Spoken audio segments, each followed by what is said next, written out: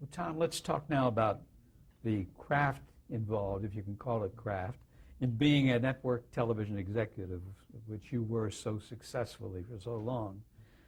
What about the program development? What is your philosophy on that? Program development is the most difficult thing to manage in a network. You cannot get along without it. If you try to, you're just going to compound the problem of needing product, and so on. The machine eats it up. The failures are inevitable. I always ask for a lot more budget than I ever got for program development. That is the financing of scripts with an option to make a pilot and an option on a price of the series should it be picked up, the number of episodes, and so on. Development is a very competitive thing. You always want to look for the new hot guy that's going to be the next Aaron Spelling or the next Harry Ackerman or, just right on down the line. The creative people in Hollywood were, in my time, represented most of the better ones by MCA, and they got out of the business, and that sort of opened the field for everybody else. But William Morris was a great supporter of ABC and gave us a good crack at most of the stuff that was there. Anybody that's in the independent network wants to fight for the most money they can get, the least supervision that comes with it, the best time slot they can get, and the best network. So you fit into somewhere along that. Every now and then, actually ABC became the number one network in the mid-70s for a while. And then NBC took it back, and then CBS. But development is the key to controlling your schedule. In those days we used to schedule everything starting in September by 26 episodes or 13 if you could, and you would know by October, or the end of October at least, what was going to make it and what wasn't. It was very seldom you wouldn't know. But development is essential to good competitive networking. And there were two different forms of presenting a new idea. One was a complete pilot, and the other was a presentation product, presentation film. Had you any leaning toward? Well, you could get the material in all forms, all the way from a one-line description, which was fugitive, up to having a script, or having a treatment, they call it, or having Columbia did, or knowing a book and the capability of the producer, such as Peyton Plays. That was a commitment without anything on paper or anything else. We knew the movie, we knew the book, we knew the sale of it, and we knew what we wanted to do. It was a 2-a-week episode. They can come to you in almost any form, as casual as running into Dave Warp at the right time to come up with Cousteau. You just have to be alert for and try to get the suppliers to bring you stuff first. And then you've got the problem of telling them no if they've done you a favor and it's somebody you like. And you get into a relation, though, where you get with a Quentin Martin or a Aaron Spelling or a Bill Orr, and they just go. You go with them until they fail. Does a pilot presentation or presentation differ between genres? I mean, if you're doing a Western or you're doing a comedy, would it permit you to make just that brief presentation film, or Did you have to present everything in toto for advertisers? It varied, Henry. There was no set pattern that you did it with. It was you could keep your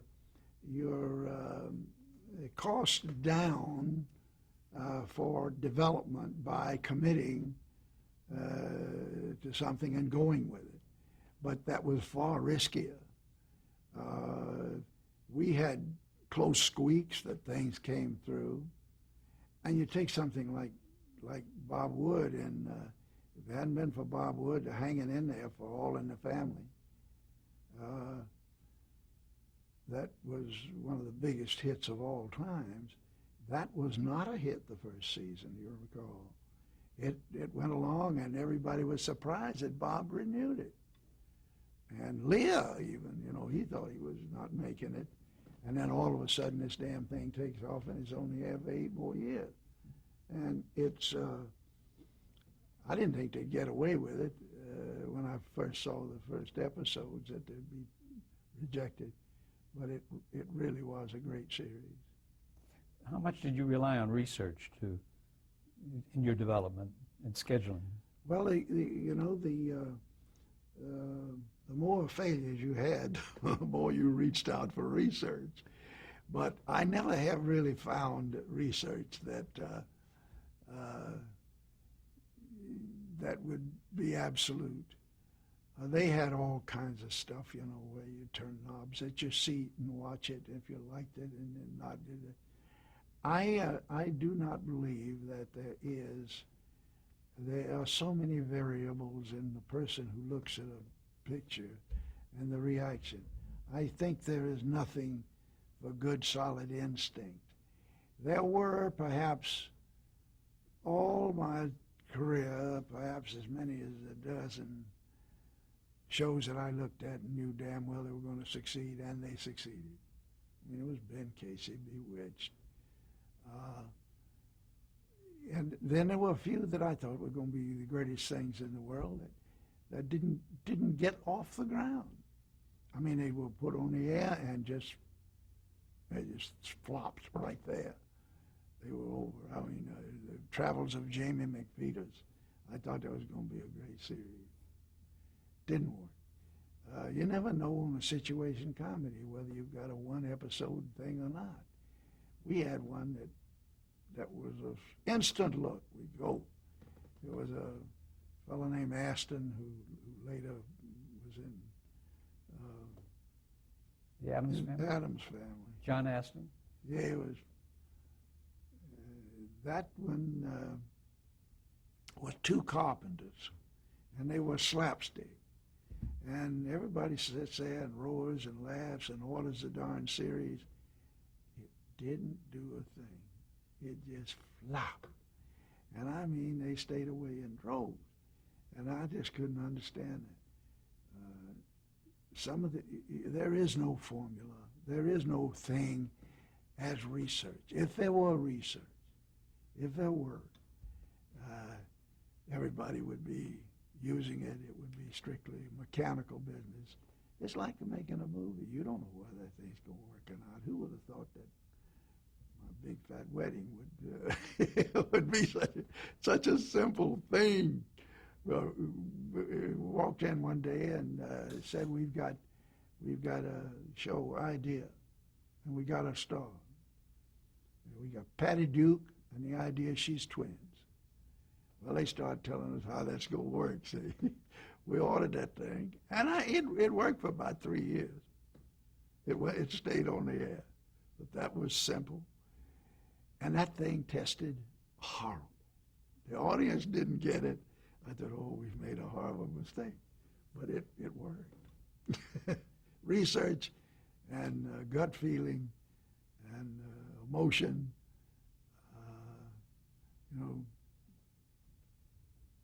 I don't think there's any substitute for having that innate nature. And even I know no one in this business ever who bats 1,000. Every one of us has got glowing failures. Every one of us has got successes. You just have to be like a ball player and try to bat 300. You know, it doesn't always work. What's your philosophy on scheduling of programs? Well, I think I touched on this in the first one. Scheduling means less today than it used to because of the remote control. People don't get out of their seats. A lead-in means less. It means something still. But in my day, if you could get them from 8 to 9, you had them till 11. And winning an evening is still overemphasized because I think you've got certain time slots. Oddly enough, the flow of the audience by evening of the week and by hour of the evening hasn't changed from 1960. It's just about what it is now. The people are there to see it. They're going to look at the least objectionable thing.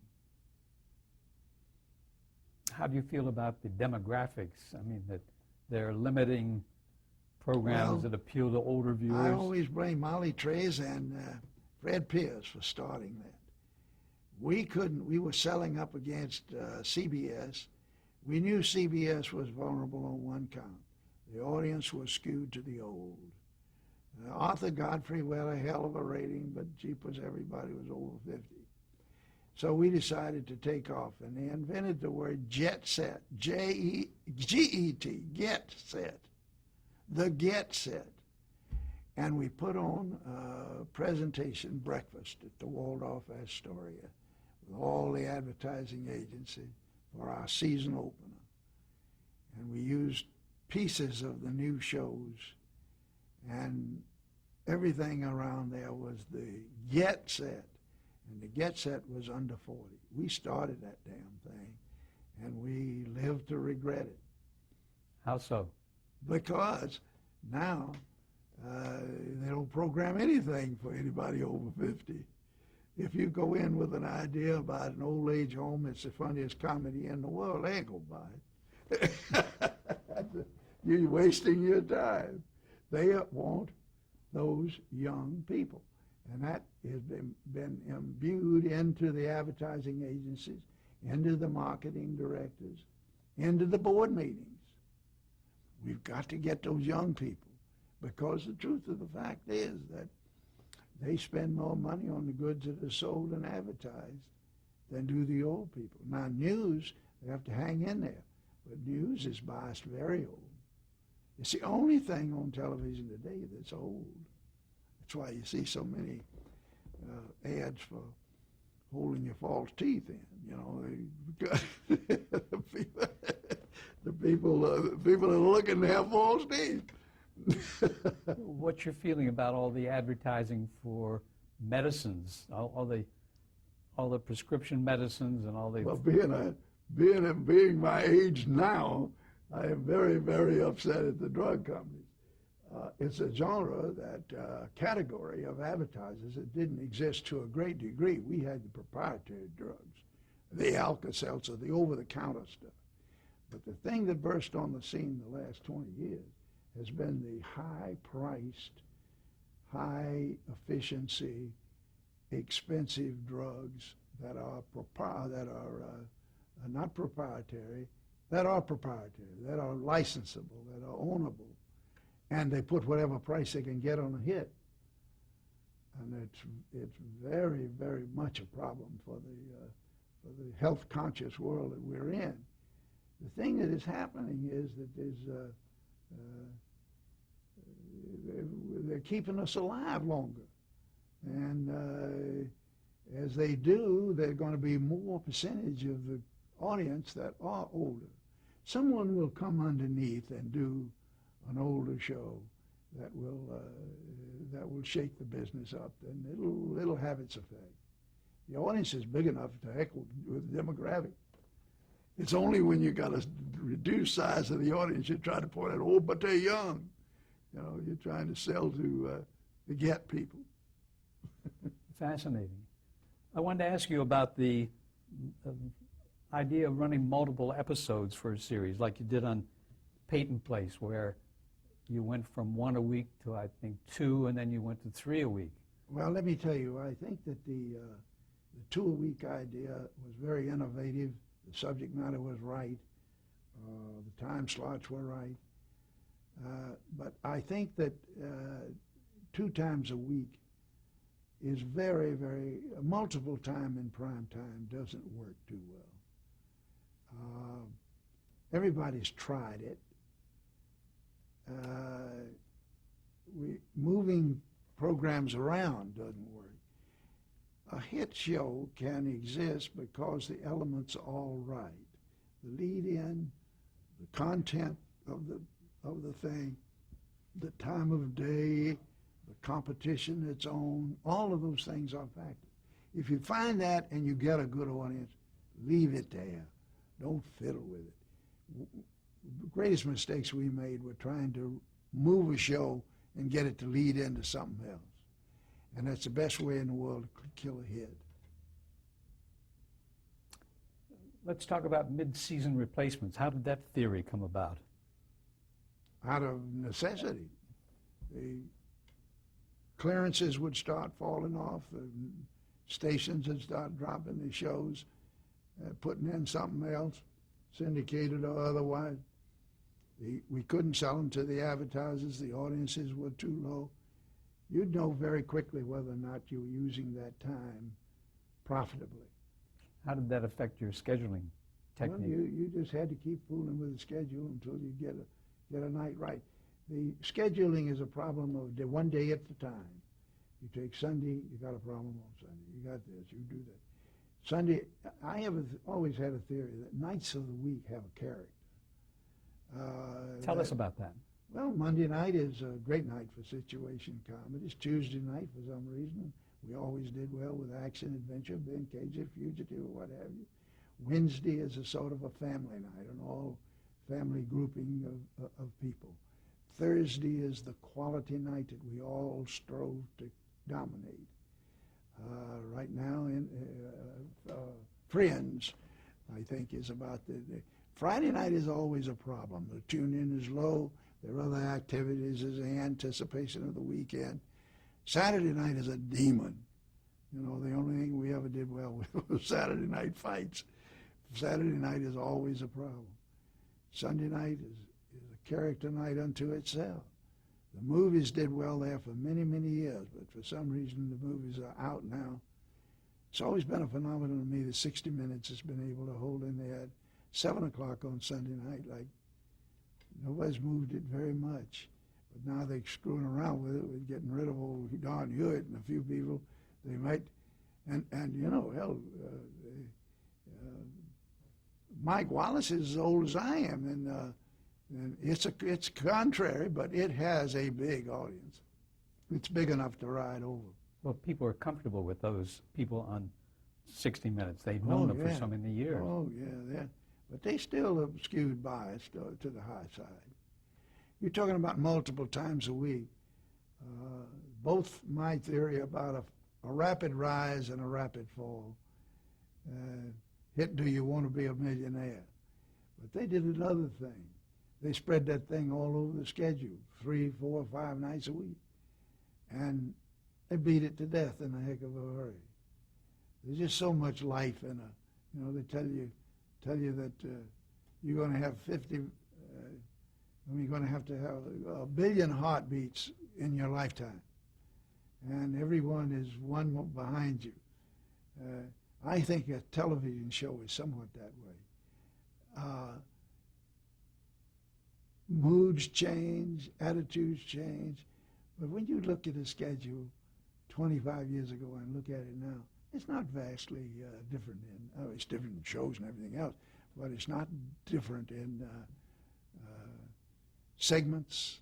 And Thursday night situation comedy is dominating always. Monday Night Football was a phenomenon and is a phenomenon. It came back a little this year. It's been on a decline. But that's factors of scheduling of teams. And I think that, to go back to your original question, scheduling is vital, but it is It is an art. You get a bunch of guys in a room and start arguing, and you get the board, the chalkboard, and you move these things around, and you go for hours, and nobody thinks alike. It's very difficult to schedule. A good scheduler. NBC had one at one time that I thought had the knack of scheduling. Freddie Silverman, does not. I think Freddie put things in the wrong slot. But that's just, who knows? You can try moving them around, but that doesn't work. He had a theory that he would put them in a real hot time slot for a week and then move them to their regular spot. That didn't work. What about ratings? You know, when you were in office there at ABC, you had to have like a 30 share to be successful. Yeah. And what is it today? 20 is a real roaring success. 15 will keep you on the air. 12 might. It's shattered. It's shattered. I want to tell you why ratings work. Nielsen puts out a book on network. Arbitron puts one out on stations. Procter & Gamble and the like, the big basic advertisers, use the same firm to tell them by sampling early on how a product is moving. If they had to put it in the pipeline, get it on the shelves of a grocery store or drugstore, and wait, they may never, it would take 18 months to know. But they can go in there and sample. And those samples prove out of the actual facts 18 months later. So the industrial marketers, they believe in Nielsen ratings. I used to get so upset to think that there are 1,100 people in the whole United States with one of those bugs in their machine. I didn't ever think that was enough to tell me the truth. But it apparently is, because the people who do the actual can go back and say, that actually happened. And they told us 3 weeks after we issued the product. And no new company ever came in to challenge Nielsen, did they? Well, there were a few of them that tried. As a matter of fact, the networks got so mad at Nielsen one time that they were going to form a company of their own. But they never got off the ground there because nobody would have believed them. It has to be an independent company. Arthur Nielsen is a brilliant guy, and he has made research a major factor in all marketing. The television ratings for Arthur Nielsen, for Nielsen are maybe 10% of his whole business. Let's talk about promotions of a television program. How involved were you in that process? Well, everybody is. I remember when they invented doing a promotion for the next show at the end of the show, and I believe that that was originated by NBC. On-the-air promotion is the most effective. Newspaper promotion has almost disappeared. The rates for entertainment promotion are very expensive. Most all went on to further success. Varying degrees, but success none more. Did you give them authority at that time? Oh, yes. One thing you have to do in a network is delegate an awful lot. If you can't delegate and trust in the people that are doing it, you're going to have holes all over the place. And never be scared to say to the guy above you when you get a question, I don't know, but I'll find out. Did you use any methods to motivate your staff at all, or did you have such strong people that they motivated themselves?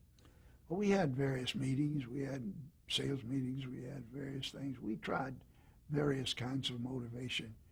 But that business in those days was growing so fast, and everybody's opportunity was right around the corner. and everybody knew it. It went very well. It's still